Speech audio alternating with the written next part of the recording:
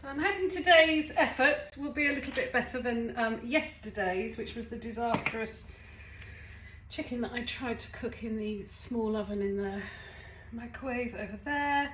I put a shout out this morning to see what I should cook, and I've had some lovely ideas, none of which were what I'm actually going to cook, but I'm going to revisit all of them. And most of it was comfort food suggestions, so mac and cheese, mushroom risotto, one of my faves, beans on toast, I think, with cheese and extra butter. So I went to the freezer and I found two rib of beefs. I might be feeling a little bit better, I still can't speak. Found two rib of beefs. I have just sealed these. I've browned them off nicely. So there's a lady called Claire who did point out that I am cooking a sort of a beef bourguignon equivalent in white. But hey, stain devils are my best friends. I will put a penny on when the time's right. So I've browned these off. I'm going to cook the whole thing in a pressure cooker, so it should take just over an hour. Talking you through the ingredients, I've got some onion, carrot, celery, thyme, rosemary, bay leaves. I've got a tomato that's had a slice taken out of it, which I'm going to chop up small and add that in. I'll be putting in some tomato puree, potatoes for mashed potato, stock and red wine. And then after the first sort of initial cook, I will be adding in mushrooms. So this is what's similar based on a beef bourguignon. Beef bourguignon, when you would use pancetta, I've just got the end of a piece of guanciale, which is this beautiful fatty pig jowl. I'll take that skin off and I will dice it small, and that's going to add knockout flavour. There it all is. Right, and we're off. So I have browned the short ribs, onion, carrot, celery are going in, and I'm going to saute these on a low light until they're nice and soft. I've done a sort of quite a small chop because that's how I like it. You can do a chunkier chop if you want. I don't want colour on my, can you see it? On my onion and carrots. It's getting soft. I'd say it's got a couple more minutes to go. So at this point now, I'm just going to add the garlic in. The reason I don't put the garlic in earlier is there's a chance it would burn if you put it in too soon. So it's nice to just put it, let the other stuff soften up, then in it goes. I'm rambling. It's all smelling lovely. I'm going to, because I had it, just put in that bit of tomato. The tomato is not absolutely essential, it was only because I had it. I've got some tomato puree. I'll put some of that in. Just cook that out for a minute. I'm going to drop my herbs in. I've got these lovely short ribs, which I'm going to put in. I'm also actually, ouch, careful. I'm turning the heat up high. I want it to get nice and hot before I pour the wine in. As always, I will do a proper recipe. At the moment, I'm sort of cooking just for the two of us, and it's a splish of that and a splodge and a whatever. So that should be getting nice and hot. I'm now going to, that's about 150 ml. I think I'm going to add more because I want this to be like a bourguignon. So plenty of wine, and then I'm going to reduce it all. Ow!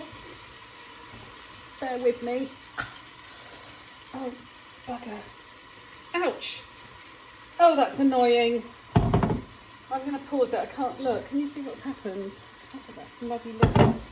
Okay, service resumed. Hands still intact. So I'm going to say that if you're doing it for four, you're going to probably use a whole bottle of wine. I've used about half a bottle. I want the wine to bubble before I add the stock. I know what I forgot to tell you, that I seasoned the ribs with salt, generously seasoned with salt. And now, so the red wine's gone in. The other thing that I add when I'm slow cooking beef are star anise. I'm going to put in Well, they're always in crumbs, aren't they? So I'm putting in the equivalent of 2 star anise. You'll have to pick those bits out when it's cooked. The next thing to go in will be the stock. The star anise goes in, by the way, because it just brings out the beefy flavour. I'm going to pour in enough stock just to cover them. There we go, that's lovely. I'm now going to put the lid on. And I'm going to bring that up to pressure. When it reaches pressure, I will lower the heat and then I will basically, once it hits pressure, I will cook it for 1 hour. Pressure cookers work differently. Mine is really old fashioned. You can get some really amazing ones now that you don't even put on the stove top. If you're not using a pressure cooker and you're doing a long slow cook, put a lid on it and simmer it on the top for three hours.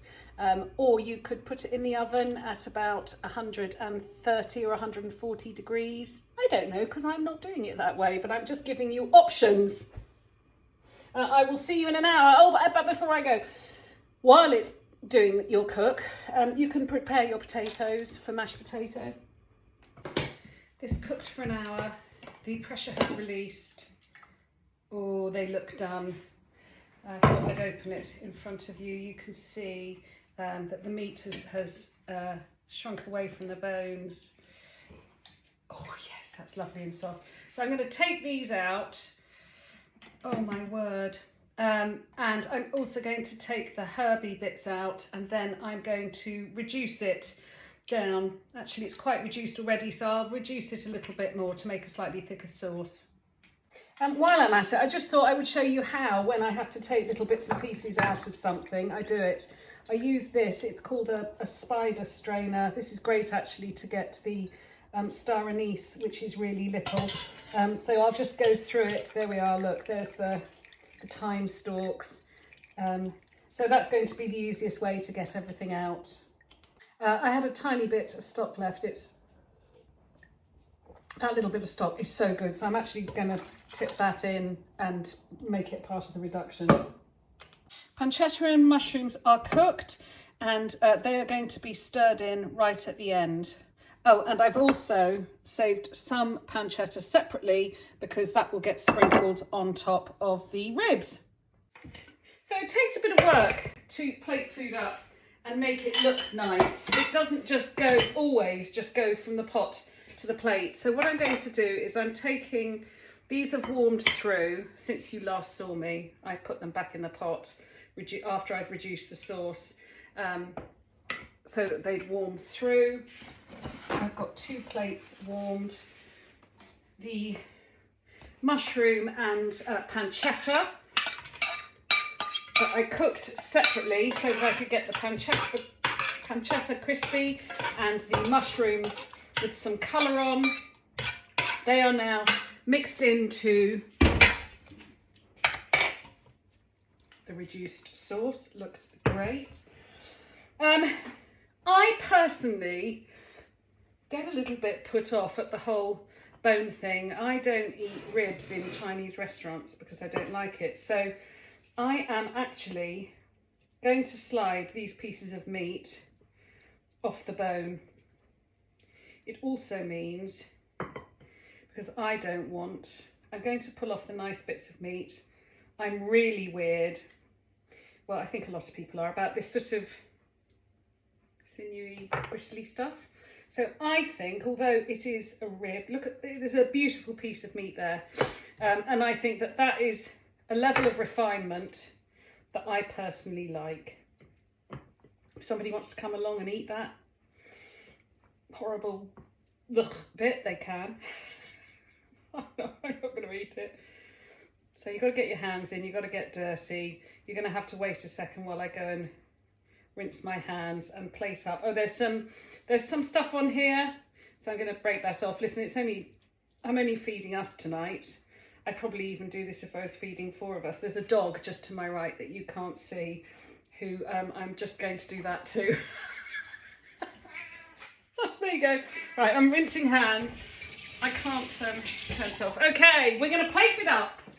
So I've got a load of parsley. I'm going to put most of it in there and stir it through. And I've kept some to top it. You only have to watch me plate up one, you don't have to watch two. I have a nice plate. Hang on, mashed potato. Oh, that's the cat. Mashed potato. Got some beautiful creamy mash. Oh, there we are. I've got to stop making all the sounds when I cook. I've realised I do it way too much. I'm going to put that piece of beef and the extra bits on there. I've got all this gorgeous sauce. I need a big spoon because we eat with our eyes. If you're cooking for 1 or 10 people, make your food beautiful. Now I have this glorious, this is what makes it. Just all the vegetables. Half a bottle of red wine went into this. Now I'm going to finish with a subtle bit of parsley and some crispy pancetta. Wow. I might just put a tiny bit more sauce. Just the liquidy stuff as opposed to the vegetables. Just so that it's photo ready. Here we are. There we go. That is my beef short rib bourguignon.